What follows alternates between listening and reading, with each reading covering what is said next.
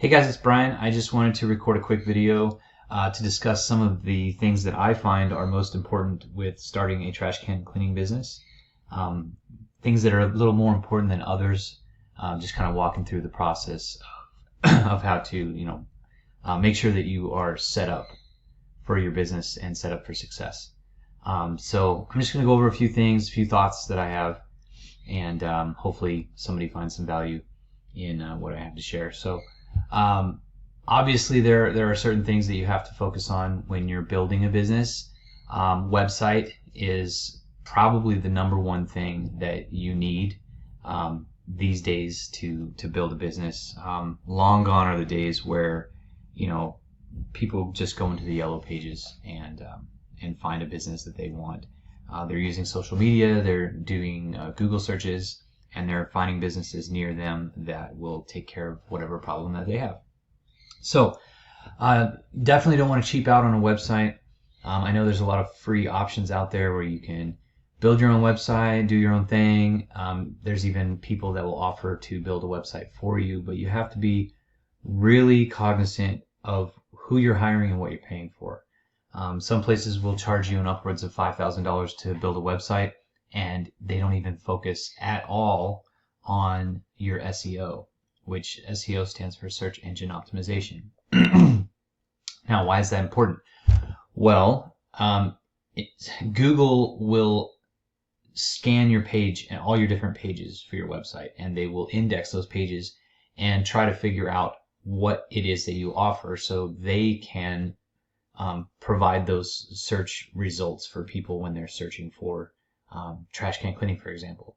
So if your website is poorly made, doesn't have good keywords, isn't properly aligned to be indexed with Google, then Google has no idea how to show your website to the people that are actually looking for your service. So yes, you can build your own website and save money, but is it better to hire somebody that knows what they're doing to build a website for you? In my opinion, yes. This is definitely one of those areas where you shouldn't skimp out on your website.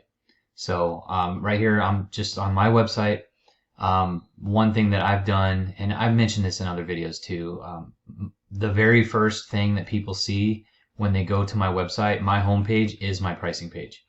All of my competitors, for some reason or another, have decided that they want to hide their prices, and they expect a potential customer to submit their information so they can be contacted later for pricing.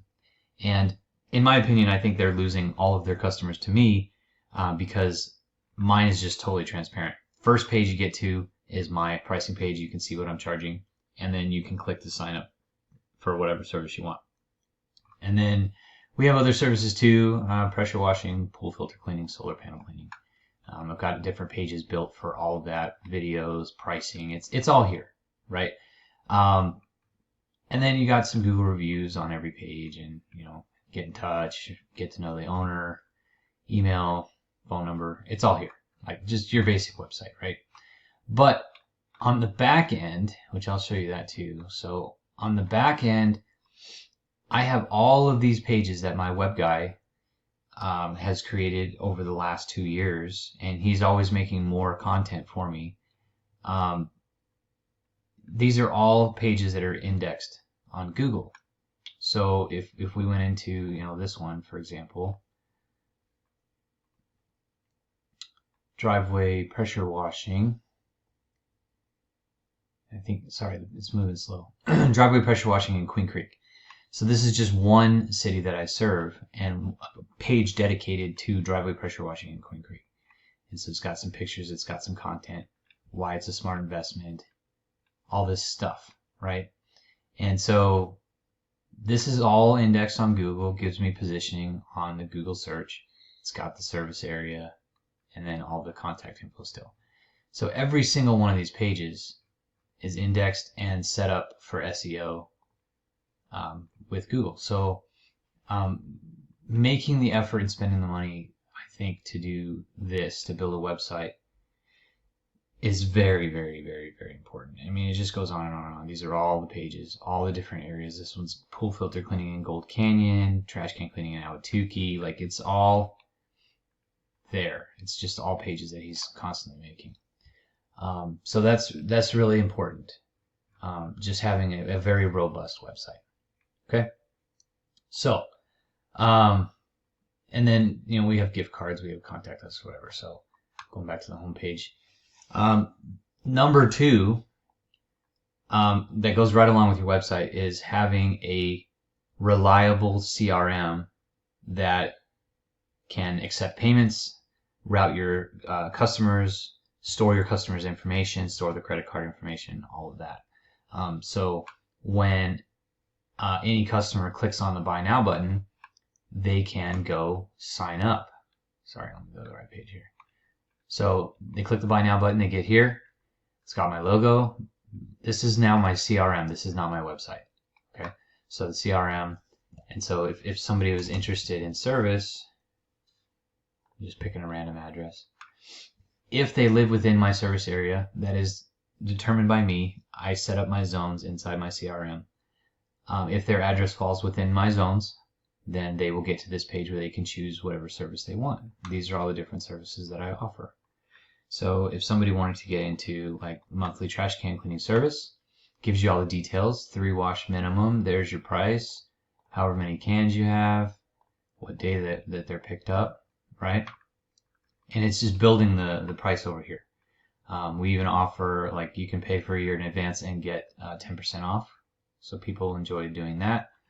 We also offer some add-on services just for people in case they want some maggot deterrent, some waterproofing on their can, UV protectant on the outside, or all of it for a discount. And then they can also request a quote for our other services: pool filter cleaning, driveway pressure washing, solar panel cleaning, garage floor pressure washing. And then it gives the day that they're scheduled. Now, inside the CRM, you can adjust this to be automatically scheduling so the customer doesn't get a choice, or you can have it to where the customer can choose a day that they want based on their collection day. So, for example, right here, I chose Tuesday would be their collection day. We come out the day after collection day, so we know the cans are empty. So then this is Wednesday, May 20th would be the day. And I don't let the customers choose. This is just the very next time that we're going to be working on a Wednesday. So that's what they get scheduled. And if they like it, they can proceed and enter their information and go through, agree to the terms and conditions, and then check out and pay. As soon as they pay, they get put on the schedule, and then we go clean their trash cans. So this works really easy, really fast. It works every time. It's easy to understand, it's easy to fill out, and the flow makes sense. Now, this is another thing that people have struggled with a CRM that maybe doesn't work very well or isn't very thoughtful when it comes to an easy flow for people to understand, to check out. And it's clunky or it's slow. That's a really big way that you can lose customers too, is if your website or your CRM are slow, especially for mobile devices, because most people use those to sign up for service. You don't want to have anything that has low server power and is really a slow, clunky thing. You'll lose customers left and right. Okay, so that is basically, okay, so the CRM website, we talked about that. The CRM that I use is JavaTory. Okay, this is just, I'm not going to give like a huge overview, but I like this software a lot. It tracks kind of your sign-up results a little bit, your income, customers who canceled. You can track how many stops you have today. So for example, today we have 57 stops and 100 trash cans. This is how many we've done this year so far. And then coupons that we've used, customer analytics, just our signups. So like last month we did 309 new customers, and then this month we're at 83. We still have 2 weeks to go. So May is always slow for us though. School is coming to a close. People are planning their vacations, and I've always seen a decline in May. So we'll be picking back up in June, July, August. So. But anyway, this is really cool. Like, you can set up your zones. Here's all my different zones. These are my core cities that I serve, and we serve them every week of the month. And then some of my outliers like Magma Ranch and Anthem, we only serve those 1 week a month, just so I can keep my routes really dense. So that's how I run all of that. The one cool thing about this software too is employees can receive tips, which is pretty cool. So we pay out the tips every 2 weeks with their pay. You can set up your own custom notifications or whatnot. The software works really, really well. I've been using it for about 2 years. So I love it. It's very, very cool. Okay, so now that we talked about the CRM and the website, I want to briefly talk about equipment. I know that there's people in all kinds of various situations financially, right? I mean, you want to start a business, but the barrier of entry for this business specifically is the equipment. Buying a big Isuzu truck with all the equipment on the back can cost you in upwards of $160,000. I don't recommend jumping in if your finances are tight. Jumping into a big piece of equipment like that without any customers. I've seen a lot of people fail in this industry because, the payment on a truck like that is like $3,000 a month. And if you don't have any revenue coming in, you're floating that bill on top of paying your normal bills like your mortgage and your car payment and food and everything else, right? So, jumping into a $3,000 a month bill plus insurance is costly, right? But there are other ways to get into equipment. A lot of people like to DIY their own. I don't really recommend that either, because then you're taking a lot of shortcuts and you're cutting out the important equipment that you need, like a hot water pressure washer. Cleaning trash cans with cold water can be done, but you're going to use twice as much water, twice as much fuel, and it's going to take you twice as long to get one done properly. And then with cold water, you're still not killing the bacteria that's in the can that causes the smells. So you're just kind of washing it around and moving water and moving funky stuff, and then it's still in the can. Also, a lot of DIY units don't capture the wastewater, so that's super important as well. A lot of cities will have really hefty fines if you're dumping the gray water on the ground. So you really need to pay attention to where you are and talk to your city and find out what the ordinances are and the laws, because you don't want to get stuck with a $10,000 or $15,000 fine when you're trying to start a business cleaning trash cans. So there are some very important things to consider with equipment. And then there are opportunities for you to buy used equipment. There's great manufacturers out there that build decent equipment. One of my favorite manufacturers is the trash can cleaners. They build the big trucks. They build little shorty trucks. They can build pretty much anything you need or want. One of their cool things that they just recently started building, and I just bought one, is a skid that slides in the back of the truck. So this is super cool. I can't wait till mine is finished and I get it here. But this will slide right in the back of my Denali. It has a heater, it's got water, it has a gray water capture, it has the automatic lifter and cleaning head and everything in a small little package, which is super cool. So this could be a great starter rig for somebody who wants to invest into a legitimate piece of equipment and get started the right way with this industry. So reach out to the trash can cleaners for sure and have a conversation with Brandon or one of his sales guys. They'll steer you in the right direction. A great piece of equipment. So this runs, I don't like giving prices, $50,000 to $60,000 depending on your customization stuff that you want. Because there's options. You can get a manual lift and save some money. I had mine. He's custom building it with camper jacks, so I can lift it off my truck whenever I want and put it in storage. So mine's the first prototype that he's building in that way. But I think if it's a really big success, he'll probably start offering that as an option. So definitely get with these guys. And I get it. $50,000, $60,000 is still a big chunk of change, but it's legit equipment that will properly clean trash cans, capture the wastewater, use hot water, and you can actually hit the ground running and start making money. And this is a third of the price of one of the bigger trucks. So definitely something to consider. All right. So the next thing I want to talk about is, marketing. So give me one moment, and I just got to start a new video, and we'll talk about marketing stuff. Okay, getting into marketing, there's just a couple things I wanted to talk about. So when you are running into your service area, you want to make sure that you're not trying to serve too big of an area at a time, especially as a new business owner.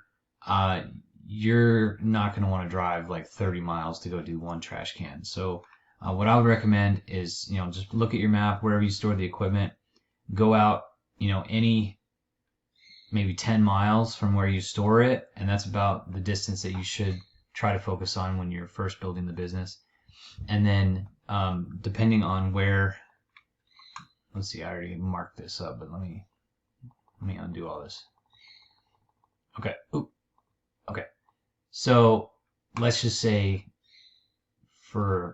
this is my map anyway. Let's say we store the equipment right here. Okay. So what I would do is serve like a square like this,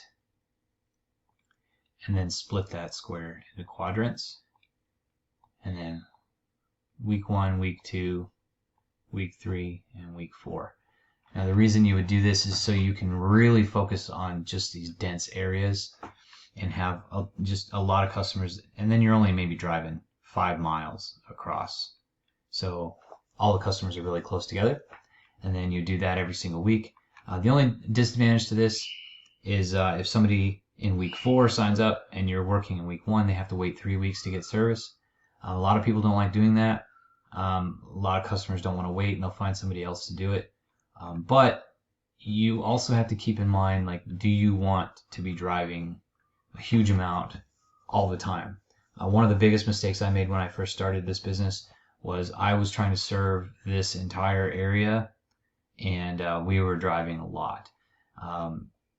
The benefit back then was I had another business that was floating this one, so I could afford the fuel and the payroll. But if I were to have done it over again, I would have focused more on having really, really small, dense routes. So just something to think about. And then once I got my second rig, I opened up all of my primary core cities to every week. So no matter when somebody signed up, we were coming after their very next trash day to clean their cans. So just keep that in mind when you're trying to create your service area. Also pay attention to where your competitors are working. So, in this example, if there was another competitor that, say, was working this area, then it could be wise to just reach out, maybe be cordial with them and say, hey, I'm going to start my business south of the freeway here, and I noticed that you're north of the freeway. Like, maybe we can maintain this line right here to where we don't cross into each other's paths. If anybody calls me in your area, I'll send them to you, and if you could do the same for me, that would be cool, and we can coexist and everybody be happy. That's the ideal scenario. I have that scenario worked out with several of my local trash can cleaners as well.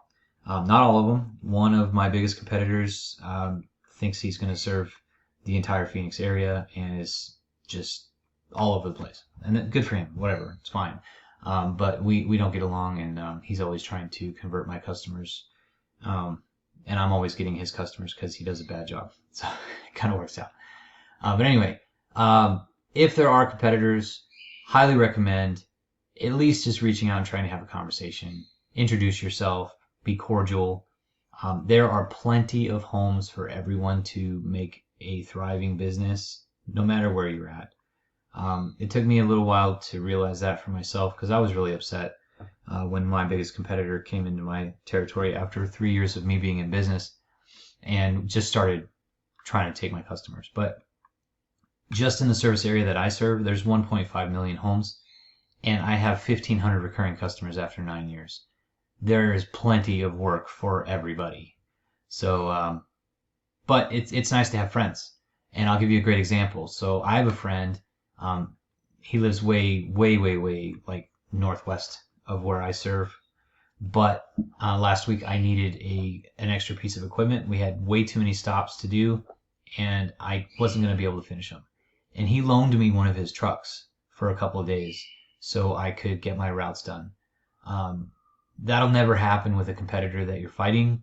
So make friends with people in the industry, especially near where you live. You never know if you need their help or if they could use your help. and it's nice to have a local friend in this exact scenario that I had. So just keep that in mind. All right, so other forms of marketing. So I'm just going to go to Google here, and I'm going to type in trash can cleaning near me. Okay, so you'll notice sponsored ad. This is my website. This is me. This is my Google search ad, and my ad strength is excellent, and it shows at the top. And if there were other sponsored ads, you'd see them up here too, but it looks like I'm the only one running right now, which is fine. So what's cool though, so this is a clickable link that a customer can click on, and I'll pay for that click, right? But it's at the very top of the page.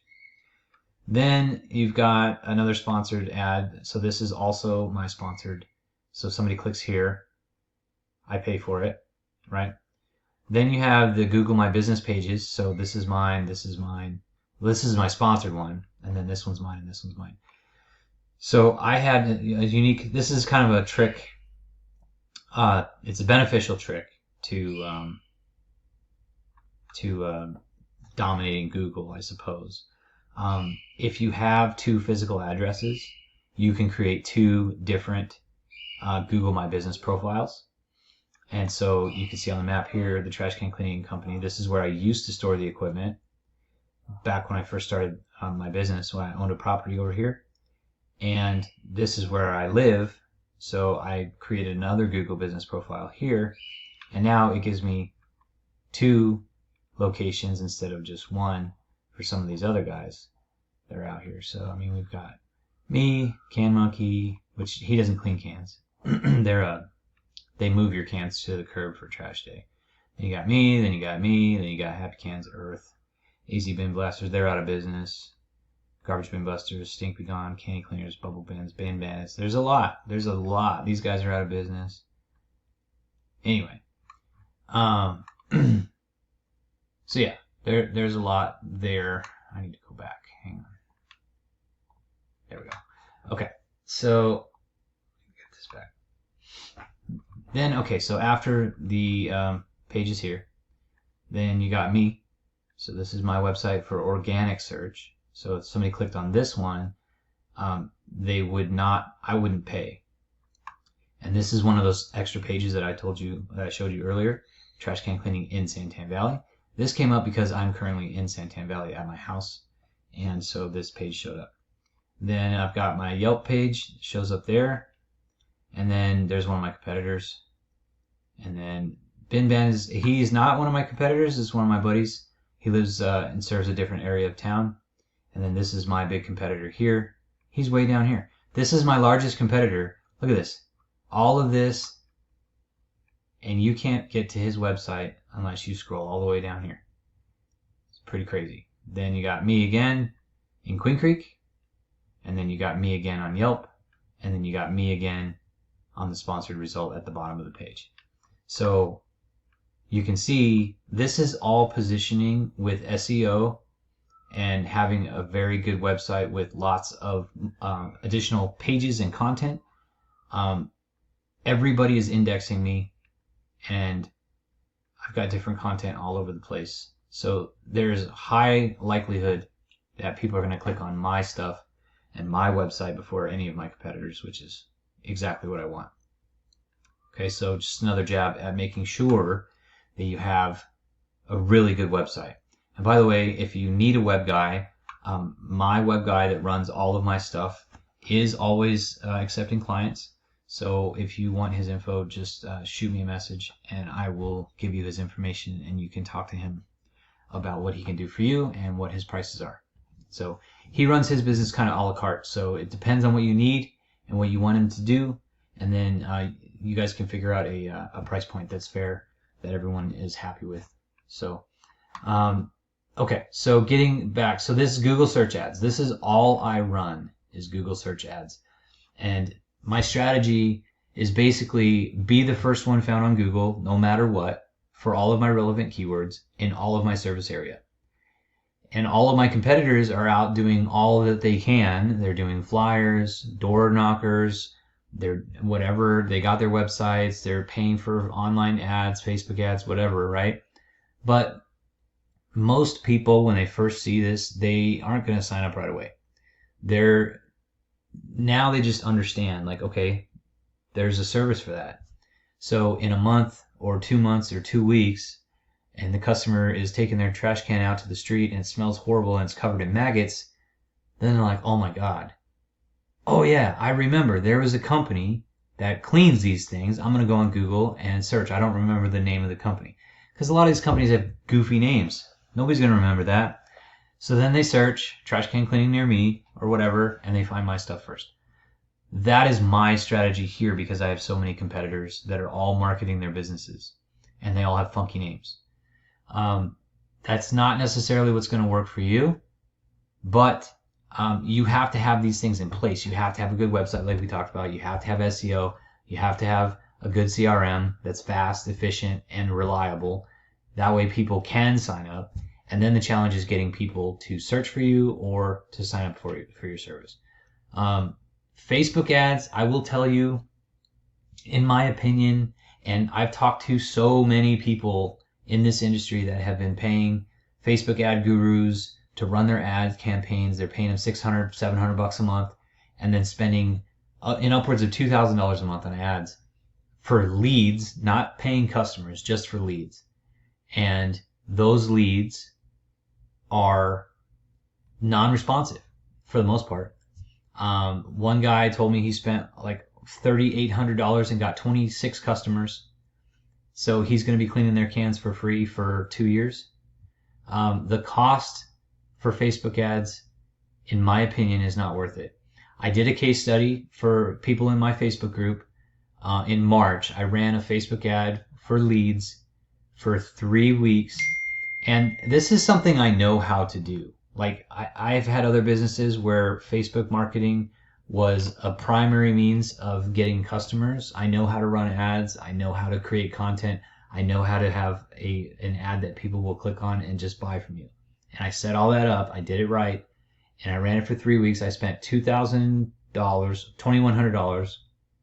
I got 281 leads that submitted their info. And then I had 14 customers come out of that. 7 of them were one-times, 5 were quarterlies, 2 were monthlies. And so basically it cost me $150 a customer, and I'm going to be cleaning those cans for free for a year. So it's not worth it, in my opinion. And every single person I've talked to have had the same or worse results. I have not yet talked to anyone that has been able to show me evidence that they are having successful campaigns on Facebook. The guru might have convinced them that an acquisition cost of $50 is good, but it is by far not good. My acquisition cost on Google search is like $5. So there's a huge difference there. I highly recommend that you do not pay a guru for sure. And then also Facebook ads, just for this industry specifically, I don't think it's a very viable way to get customers. You're just going to waste your money. The best way for a new business to get out there, and I'm just going to cover this briefly because I'm running out of time, is getting boots on the ground. Get your equipment into the neighborhoods that you want to serve. Park them in the entrance of the neighborhood at 5 p.m. Put your own trash can in the back and just turn it on and let it fly. And just pass out business cards as people are coming home from work. People will stop, and when they recognize what you're doing, they'll ask you for a business card. Another great way, knocking on doors, introducing yourself to the community. As a new business owner, you're offering the service. Get involved with the community, Chamber of Commerce, PTO, fundraiser events for schools, parades, all that kind of stuff. Get involved, get out there, get in front of the people that you want to serve. Parking your rig in your driveway and then sitting in front of your computer hoping that people will sign up is not going to work for your business. So get out there in the community, get to work, and help people realize that you're available and that you've got great pricing. I did go over a pricing strategy in another video. It's posted in the group, so check that out. But other than that, this is what I got. So hopefully this helps somebody, and I'll talk to you later. Thanks.